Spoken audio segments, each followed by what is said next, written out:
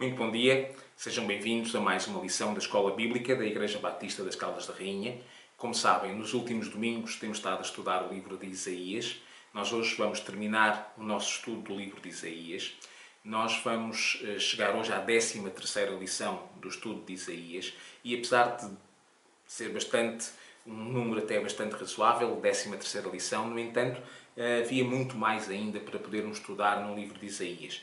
O nosso único lamento é não termos tido a oportunidade e o tempo para fazer um estudo mais profundo, mais exaustivo de todo o livro de Isaías. Quando nós lemos as palavras de Isaías e quando lemos o livro de Isaías, nós encontramos ocasiões em que o povo foi confrontado com acusações de ser infiel a Deus. Encontramos também outras ocasiões em que o povo foi confrontado com promessas feitas por Deus. Algumas promessas eram agradáveis de ouvir, outras nem tanto. O povo foi confrontado com promessas de julgamento, com promessas de castigo, mas também com promessas de cuidado, de proteção e até de restauração. Cada vez que o povo ouvia as palavras de Isaías, o povo ficava muitas vezes atento só àquele contexto, só àquele momento em que as palavras estavam a ser ditas e não relacionava isso com tudo aquilo que tinha acontecido para trás. E, ao não fazer isso, o povo acabava por não perceber toda a mensagem que Isaías queria transmitir. Porque estava focado só numa parte pequena da mensagem, em vez de estar focado em toda a mensagem. Estava focado apenas numa parte pequena da realidade, em vez de estar focado numa parte mais abrangente da realidade.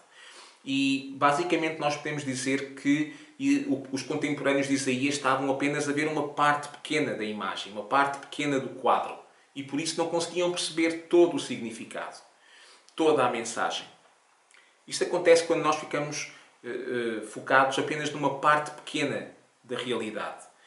Um exemplo muito simples é quando nós pensamos num dos quadros mais famosos da história da pintura e da história da arte, que é um quadro pintado por Pablo Picasso.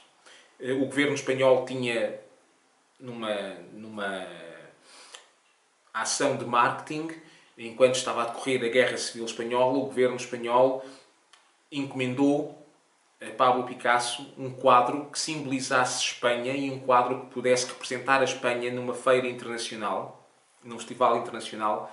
E poucos dias depois, ou poucos tempos depois de Picasso ter recebido esta encomenda da parte do governo espanhol, então o pintor soube do massacre que tinha havido na cidade espanhola de Guernica.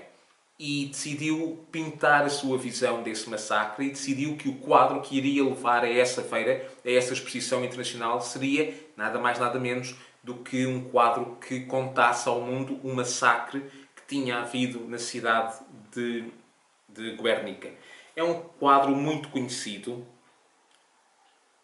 É um quadro que, vamos ver se eu consigo mostrar, é um quadro que certamente nós já vimos ou reproduzido, ou em fotografias, em livros, ou até na televisão. De certeza que já vimos alguma vez este quadro, ou parte deste quadro. Ele está exibido no Museu Rainha Sofia, em Madrid.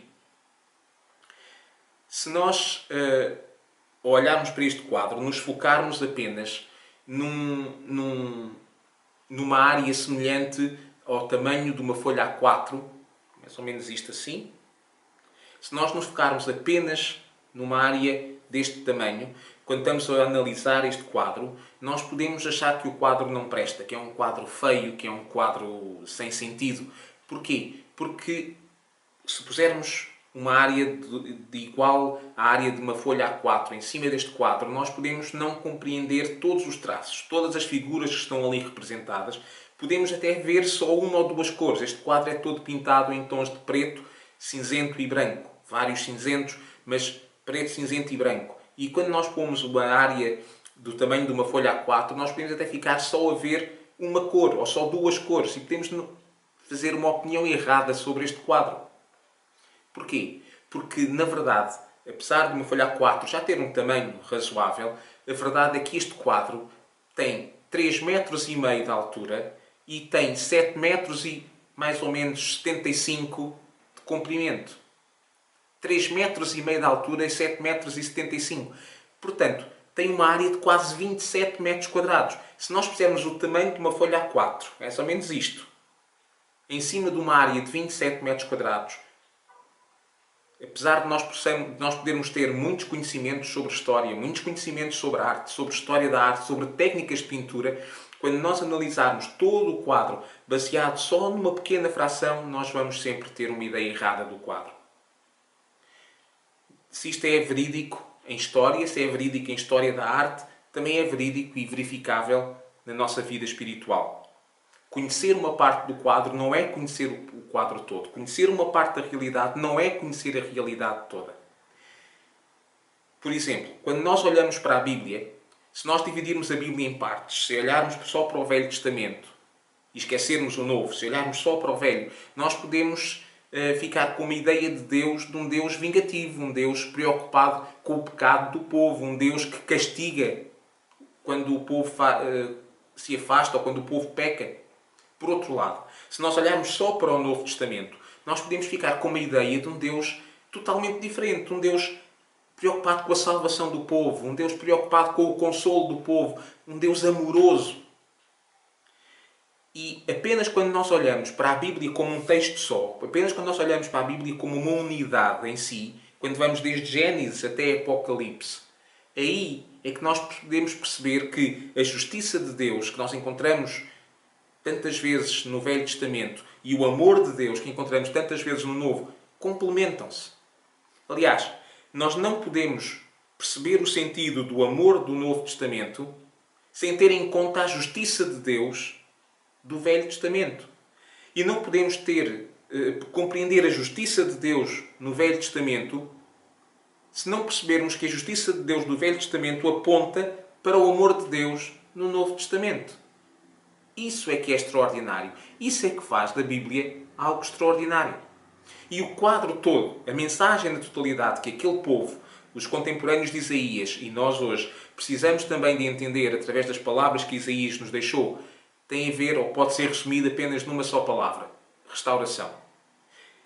Como dissemos, Isaías é um livro messiânico, é um livro profético, mas eminentemente messiânico. E sendo um livro messiânico, o foco desta mensagem só pode ser a restauração. Porquê? Porque o tal Messias que Deus prometeu e que Deus enviou, Jesus Cristo, tinha um único objetivo: restaurar a relação de Deus com o homem. Como? Santificando o povo pecador, satisfazendo a justiça de Deus.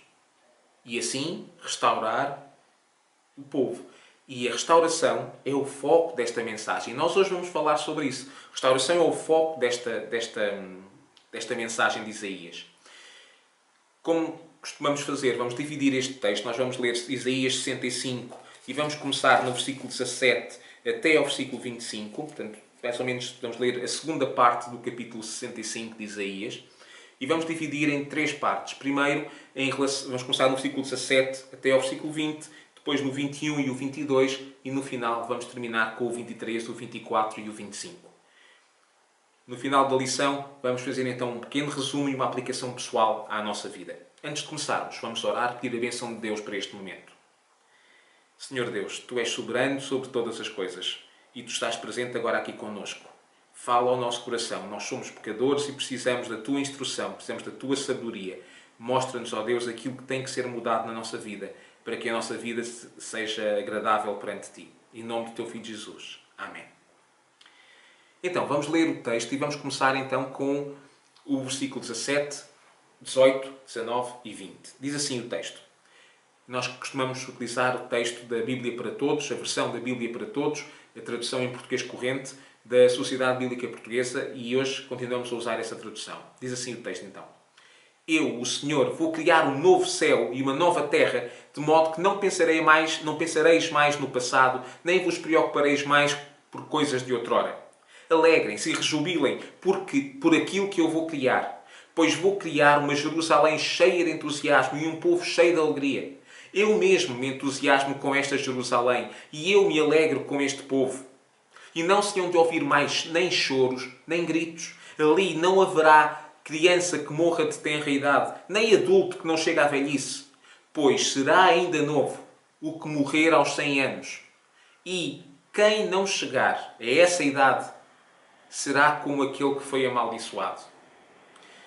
Ou seja, são versículos extraordinários, são promessas fantásticas, mas contrastam muito com aquilo que nós lemos na primeira parte do capítulo 65. Os primeiros 16 versículos têm três temáticas muito básicas, ou muito identificáveis. A primeira temática é a postura e a atitude de um povo em rebeldia para com Deus. E nós encontramos isso num conjunto de expressões. Expressões como: não me consultaram, não me procuraram, um povo rebelde, andava por maus caminhos, andava segundo os seus próprios planos, um povo que me provoca descaradamente, oferece sacrifícios nos seus jardins, queimam incenso aos ídolos, vão sentar-se nos sepulcros, passam o tempo em grutas, comem carne de porco e põem nos seus pratos alimentos impuros. Esta era a postura que Deus identificava como sendo uma postura rebelde da parte do povo que não obedecia aos mandamentos e às leis de Deus, abandonando assim a aliança ou o contrato que havia assumido para com Deus.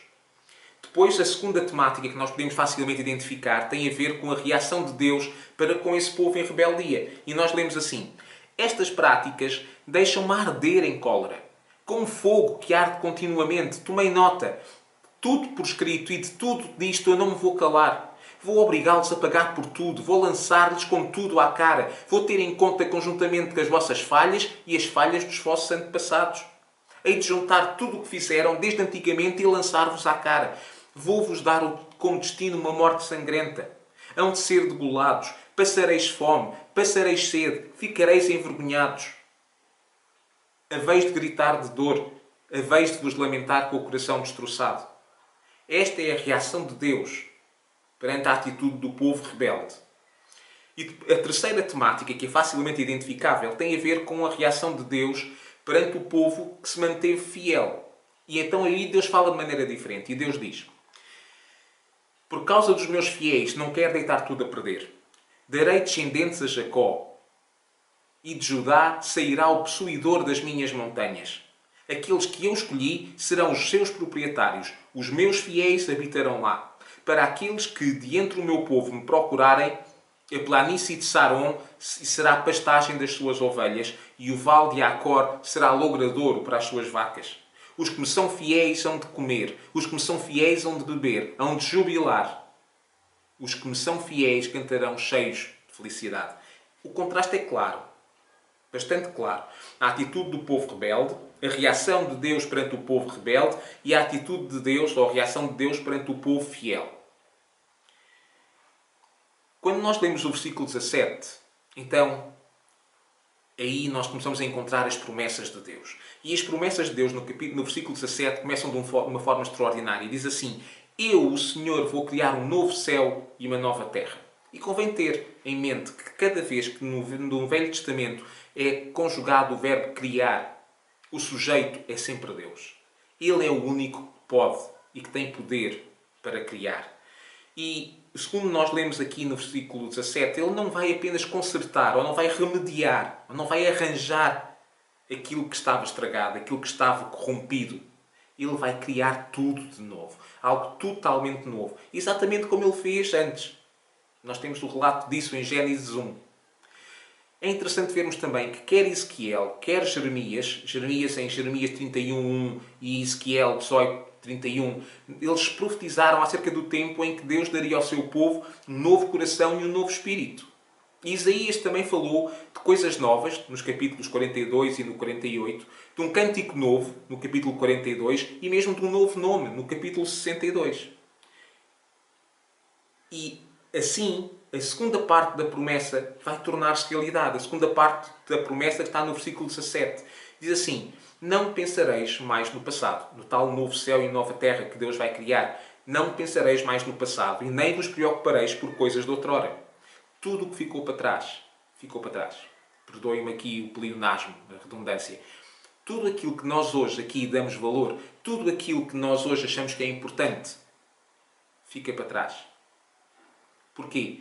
Porque na nova criação que Deus vai criar, o que vai ser importante para nós é a presença pessoal, direta, e palpável e visível de Deus connosco. O que vai ser extraordinário, que vai ser o nosso motivo de júbilo e de alegria e de adoração, vai ser podermos estar face a face com Deus. Não vamos estar mais preocupados com pessoas ou com coisas que deixámos para trás. Vamos estar preocupados simplesmente em desfrutar da bênção que é estar na presença de Deus. Diz-nos os versículos seguintes, eles são muito esclarecedores sobre isto. Dizem assim: e não se hão de ouvir nem mais choros, nem gritos. Não haverá criança que morra de tenra idade, nem adulto que não chegue à velhice. Pois ainda será novo aquele que morrer aos 100 anos. Esta é a esperança que o povo de Deus pode ter. Esta é a esperança que é maravilhosa. A esperança na qual nós podemos confiar. E podemos porquê? Porque sabemos que as promessas de Deus são confiáveis. Moisés constatou isso quando terminou o seu ministério. Josué, no leito da morte, constatou isso, que de todas as promessas que Deus tinha feito ao povo, nenhuma tinha faltado. E nós hoje podemos ver isso também. Que de todas as promessas que Deus tem feito, nenhuma faltou até agora. Algumas ainda esperam concretização. Mas isso não faz com que Deus deixe de ser cumpridor. Apenas faz com que nós tenhamos que esperar para ver a concretização da promessa e o cumprimento da promessa. É interessante também lembrarmos que as promessas que Deus faz não dizem respeito apenas a esta vida. Não dizem respeito apenas à carne e osso, à nossa vida diária, ao sucesso financeiro ou não, à saúde ou não. Dizem respeito à nossa vida aqui, mas também à nossa vida futura. O apóstolo Paulo escreveu isso precisamente na primeira carta aos Coríntios, versículo 19 do capítulo 15. 1 Coríntios 15, 19, ele escreveu: se a esperança que temos em Cristo não vai para além desta vida, então somos os mais miseráveis de todos. Nós não podemos ler as promessas de Cristo apenas e ouvir as promessas de Cristo e analisar o seu cumprimento apenas com base na carne e no sangue e nesta vida que nós temos hoje. Temos que olhar também para aquilo que vem a seguir. E o que é extraordinário é que tudo o que são consideradas agora as agruras, as dificuldades, as lutas desta criação atual, tudo isso vai ficar para trás na nova criação. Tudo isso vai ser eliminado. E o que é extremamente extraordinário é que Deus vai gostar tanto dessa nova criação como gostou da primeira. Se nós formos ver Gênesis 1:31, diz lá: e Deus achou que tudo aquilo que tinha feito era muito bom. Ele estava perfeitamente satisfeito com tudo aquilo que tinha feito. E agora, em Isaías, nós lemos: eu mesmo me entusiasmo com esta nova Jerusalém. Eu me alegro com este povo. Ou seja, os padrões de santidade, os padrões de perfeição de Deus que estavam na primeira criação, cujo relato nós lemos em Gênesis, continuam aqui no relato desta nova criação, cuja promessa nós lemos agora aqui em Isaías. E há pouco nós falávamos em ler a Bíblia como uma unidade só. Temos o relato da primeira criação, em Gênesis. Temos aqui em Isaías a promessa da nova criação. E temos em Apocalipse, no relato da visão que Deus deu a João, o relato da visão, da concretização da promessa de Deus em Isaías. João viu, tal como ele viu, nós vamos ver também, tu vais ver também, e o que ele viu foi efetivamente a concretização daquilo que Isaías tinha escrito. Vê o que João escreveu. Vi então um novo céu e uma nova terra. De facto, o primeiro céu e a primeira terra desapareceram. O mar já não existe. E vi descer do céu, junto de Deus, uma cidade santa, a Nova Jerusalém. Vinha linda, como uma noiva que se prepara para ir ao encontro do noivo. E ouvi uma voz forte, que vinha do lado do trono. Esta é a morada de Deus junto dos homens. Ele habitará com eles e eles serão o seu povo. É este Deus que estará com eles. Ele enxugará as suas lágrimas dos seus olhos e já não haverá nem mais morte, nem luto, nem pranto, nem dor, porque as primeiras coisas já desapareceram. E o que estava sentado no trono disse: eis que agora faço tudo novo. E acrescentou: escreve estas palavras, porque são verdadeiras e dignas de confiança. E disse-me ainda: é um facto, eu sou o Alfa e o Ômega, o princípio e o fim. Ao que tem sede, dou-lhe a beber de graça, da fonte das águas vivas. Aquele que vencer receberá estas coisas em herança. Eu serei o seu Deus e ele será o meu filho. Apocalipse 21, retrata a concretização da promessa que nós lemos aqui em Isaías 65? É ou não é digno de confiança? Vamos então ver a segunda parte do nosso texto. Vamos ler os versículos 21 e 22 do capítulo 65 de Isaías, que diz assim: Construirão casas e habitarão nelas. Plantarão vinhas e comerão o seu fruto. Não construirão casas para os outros gozarem delas, nem plantarão vinhas para os outros se aproveitarem. O meu povo viverá por longos anos como as árvores, e os meus escolhidos hão de gozar dos bens que produzirem. Se nós recuarmos um pouco e formos a Deuteronômio, em especial a Deuteronômio 28, nós vamos ler uma listagem extensiva daquilo que Deus diz ao povo que o povo podia esperar no caso de o povo quebrar a aliança que tinha assumido para com Deus. Essa listagem em Deuteronômio 28 é conhecida como a lista das maldições. É uma lista que incluía coisas como desastres naturais, problemas agrícolas, invasões por potências estrangeiras, deportação para exílio, fome, etc, etc, etc. O texto que nós vimos aqui é diferente. É interessante vermos também que em Deuteronômio 28, no versículo 30, lemos que por causa da infidelidade do povo, o povo não iria poder usufruir dos frutos do seu trabalho e dos frutos do seu esforço.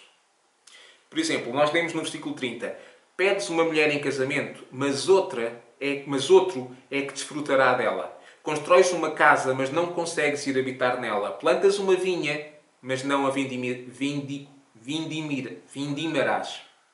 vindimarás. E aqui nestes versículos é exatamente o oposto. Construirão casas e habitarão nelas. Plantarão vinhas e comerão do seu fruto. Estes versos podem ser lidos à luz de Deuteronômio 28, mas podem ser vistos não como uma lista de maldições, mas como uma lista de bênçãos. A lógica e a cronologia são óbvias. Os que forem fiéis aos compromissos que assumiram para com Deus habitarão na nova criação, na nova Jerusalém. E assim desfrutarão das bênçãos e da herança que Deus tem preparado para eles. Esta foi a promessa, é a promessa que nós lemos em Isaías, é a promessa que nós lemos também nas palavras do Senhor Jesus. Ele diz assim: Disse Jesus aos seus discípulos: não estejam preocupados, uma vez que têm fé em Deus, tenham também fé em mim. Na casa de meu Pai há muitos lugares. Se assim não fosse, ter-vos-ia dito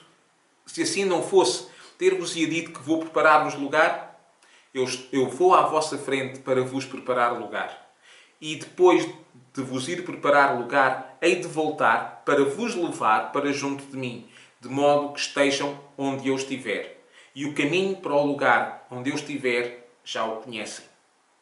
Como dissemos antes, a cronologia e a lógica são simples e são óbvias. O autor de Hebreus é muito claro quando ele escreve no capítulo 9, no versículo 27. Está determinado que os homens morram uma vez e depois sejam julgados por Deus. É simples. Nascer, morrer, ser julgado por Deus. E agora, perante esse juízo, há dois cenários possíveis. Um, que é o destinado àqueles que forem considerados por Deus como indignos, como infiéis e indignos de receber a herança que Deus preparou. Lembram-se daquilo que nós vimos há pouco, no início dos primeiros 16 versículos, aqui do início de Isaías 65? O outro cenário, ou o outro destino, é aquele que vai ser dado aos que forem considerados por Deus como fiéis e como merecedores de receber a herança que Deus preparou. A questão aqui não está em saber se algum destes cenários vai ser assim, vai ser diferente. A questão está a saber em qual destes destinos é que eu vou estar. Em qual destes destinos é que tu vais estar. Quando Deus avaliar a minha vida, quando Deus avaliar a tua vida, para onde é que Ele te vai mandar? E chegamos aqui aos versículos 23, 24 e 25, a última parte da nossa lição. Então vamos ler o texto. Diz assim, a partir do versículo 23. Nunca mais se hão de fatigar em vão, nem hão de gerar filhos para os ver morrer, porque serão a descendência bendita do Senhor, tanto eles como os seus filhos. Antes ainda de me chamarem, eu lhes hei de responder. antes de acabarem de falar, eu os hei de ouvir. O lobo e o cordeiro pastarão juntos. O leão e o boi comerão palha. O alimento da serpente será o pó da terra. Sou eu, o Senhor, quem o afirma. Não se cometerá mais o mal e a destruição em todo o meu monte santo. Deus enfatiza, aqui nestes últimos versículos, que nesta nova criação que Ele vai criar, nos novos céus e na nova terra, este lugar seria um lugar de harmonia. Será um lugar de perfeita interação e de perfeita relação entre Deus, Criador, e a sua criação. Tal como já tinha sido no Jardim do Éden, antes de o homem ter escolhido afastar-se das condições que Deus tinha criado e estabelecido. No versículo 24, nós lemos uma coisa extraordinária, que diz: ainda antes de me chamarem, eu hei de responder. Vai ser assim. Deus vai conhecer-nos tão bem que nós não precisamos, vai estar tão próximo de nós, que nós não precisamos de o chamar para que Ele esteja junto de nós ou para que Ele se aproxime de nós. Diz-nos: antes ainda de acabarem de falar, eu os ouvirei. Estas eram as condições que nós encontramos no relato de Gênesis. E estas são as condições que nós vamos encontrar um dia, quando Deus cumprir esta promessa nas nossas vidas. Nesta nova criação, aquilo que agora separa Deus do homem, nós há pouco falámos nisso, um Deus santo e o homem pecador, aquilo que separa um Deus santo do homem pecador é o pecado. E nesta nova criação já não haverá pecado. O texto diz-nos: não se cometerá mais o mal. Portanto, aquilo que nós chamamos hoje, que a Bíblia chama de pecado e que nos afasta de Deus, não vai ter mais influência na relação entre Deus e os homens. Vai haver harmonia entre Deus e a sua preciosa criação. E esta harmonia, ao contrário daquilo que acontece hoje, vai ser extensível a toda a criação. Nós hoje sabemos que a criação de Deus foi perfeita na sua criação, hoje está corrompida e perde-se. Porquê? Por causa do pecado do homem. Está deteriorada, perdeu o seu significado por causa do pecado do homem, cujo pecado se estendeu, então, teve consequências não só na vida do homem, mas de toda a criação, inclusive na natureza. E aquilo que o texto nos diz é que isso não vai mais acontecer. A criação vai continuar exatamente no estado em que Deus a tiver criado. Resumindo, estas palavras são extraordinárias. Nós conhecemos muito bem estas palavras. Algumas vezes ouvimos em alguns sermões, em algumas lições de escola dominical ou até em algumas músicas de artistas cristãos, ouvimos parte da letra desta mensagem de Isaías. No entanto, nós, enquanto cristãos, enquanto crentes cristãos, nós podemos ter a certeza e a confiança nas promessas que Deus fez. Entre essas promessas está a promessa da nova terra e dos novos céus e de uma morada para todos os seus filhos. Nós podemos confiar nessa promessa. Ela vai se tornar realidade. Também é importante lembrarmos que o crente cristão pode ter a confiança e pode ter a certeza que um dia, quando estiver nessa tal morada, vai poder usufruir das bênçãos decorrentes de estar na presença de Deus.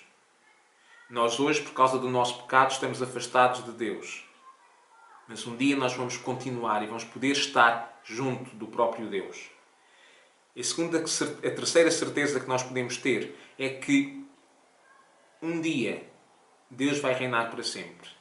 Um dia tudo aquilo que hoje nos causa problema, nos causa dor, nos causa tristeza, tudo isso vai ser substituído por riso, por alegria e por cântico, porque Deus vai reinar para sempre. Vamos terminar a nossa lição apenas lembrando novamente os primeiros 7 versículos do livro do Apocalipse, capítulo 21. Diz assim: então vi um novo céu e uma nova terra. De facto, a primeira terra e o primeiro céu desapareceram e o mar já não existe. E vi descer do céu, de junto de Deus, a cidade santa, a nova Jerusalém. Vinha linda como uma noiva que se prepara para ir ao encontro do noivo. E ouvi uma voz forte que vinha do lado do trono e dizia: esta é a morada de Deus junto dos homens. Ele habitará com eles e eles serão o seu povo. É este Deus que estará com eles. Ele enxugará as lágrimas dos seus olhos e não haverá mais morte, não haverá mais luto, não haverá mais pranto e não haverá mais dor, porque as primeiras coisas já desapareceram. E o que estava sentado no trono disse: agora faço tudo novo. E acrescentou: escreve que estas palavras são verdadeiras e dignas de confiança. E disse-me ainda: eu sou o Alfa e o Ômega, o princípio e o fim. Àquele que tem sede, vou dar-lhe de beber de graça na fonte das águas vivas. Aquele que receber estas coisas, aquele que vencer, irá receber estas coisas em herança. Eu serei o seu Deus e ele será o meu filho. Esta é a nossa confiança. Esta é a nossa certeza. Que Deus te abençoe, te guarde e te dê sabedoria para vivermos uma vida que nos leve à presença de Deus, não só nesta vida, mas também na próxima. Amém.